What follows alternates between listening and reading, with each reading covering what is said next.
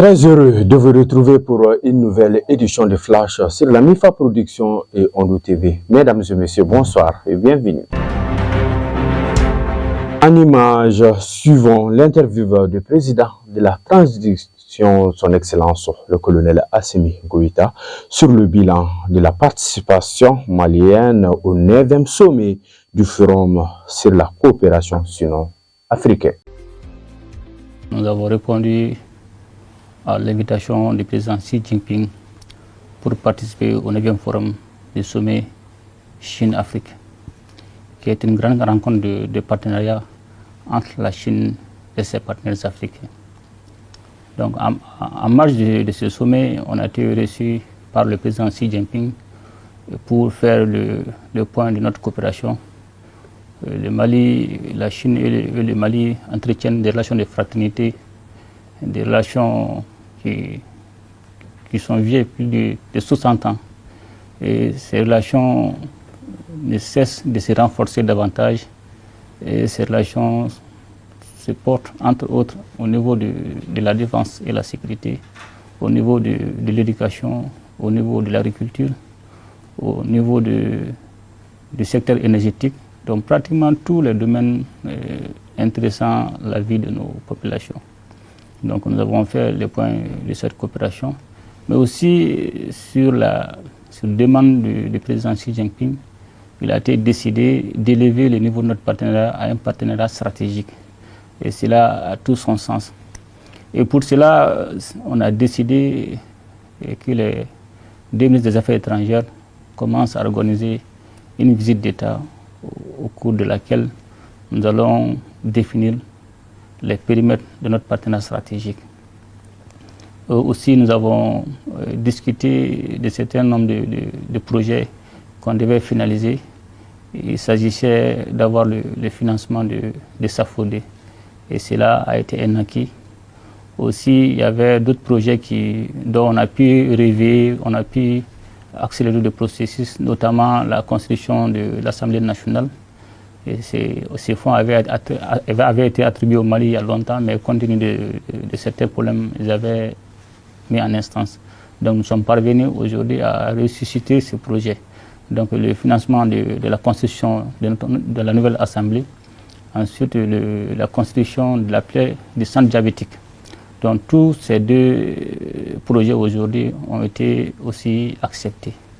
Donc cela nous a permis... Les travaux de la réunion de hauts fonctionnaires en prélude à la réunion du ministère des Affaires étrangères et de la coopération internationale de la Confédération des États du Sahel se sont ouverts le vendredi dernier à Bamako sous la présidence des chefs de délégation de Burkina Faso, de la République du Mali et de la République du Niger.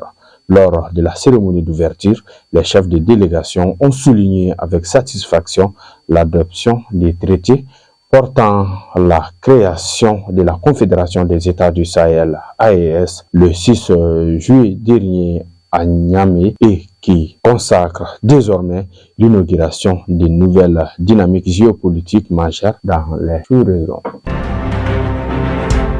Son Excellence, M. Abdoulaye Diop, ministre des Affaires étrangères et de la coopération internationale, a reçu en audience le jeudi dernier M. Kamel Retieb, ambassadeur désigné de la République algérienne démocratique et populaire. L'ambassadeur algérien était venu pour présenter la copie figurée de ses lettres de créance au chef de la diplomatie malienne.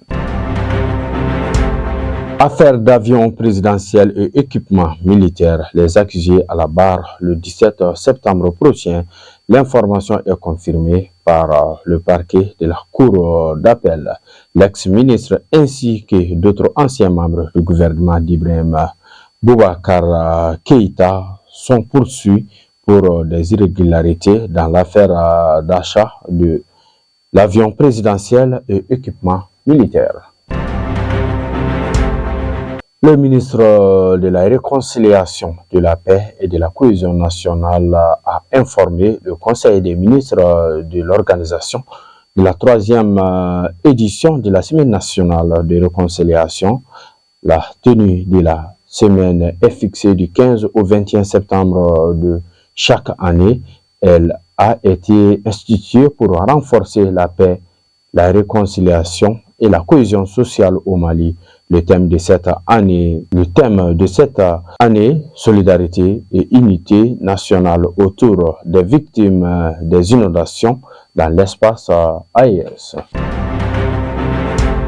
Information hors du Mali, le président sénégalais Bassirou Diomaye Faye, élu en mars dernier, sur la promesse d'un changement, a annoncé le jeudi dernier la dissolution de l'Assemblée nationale et fixe le 17 novembre 2024 comme date des élections législatives au Sénégal.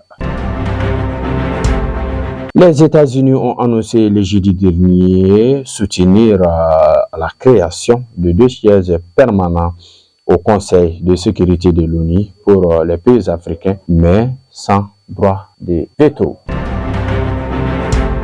Un mot de sport avant de refermer notre flash. Afro Basket Women U18. Lors des demi-finales, le Mali a dominé le Cameroun sur le score de 103 à 45, s'il vous plaît. Et pour les hommes U18, le Mali a étrié le Sénégal en demi-finale par le score de 68 à 60. Ainsi, hier samedi, nos filles et garçons ont respectivement joué contre le Nigeria et le Cameroun. Suivez ce reportage de la rédaction MIFA et Ondou TV. Afro Basket U18, le Mali sur le toit de l'Afrique. Hier samedi, les équipes maliennes filles et garçons jouaient la finale contre respectivement le Nigeria pour les filles et le Cameroun pour les garçons. À première ère, les filles maliennes se sont imposées devant le Nigeria sur le score de 76 à 56 et en deuxième ère, les aigles garçons ont dominé le Cameroun 60 à 61. Bravo Eugène et à la Fédération malienne de basketball. Nous sommes champions d'Afrique et félicitations à tous les Maliens et Maliennes. Merci, c'est à travers la page sport que se referme ce flash qui vous a été préparé et présenté par Cheikh Bougadari Marasouba. On se donne un rendez-vous la semaine prochaine s'il plaît à Dieu. Qu'Allah bénisse le Mali. Vive les femmes.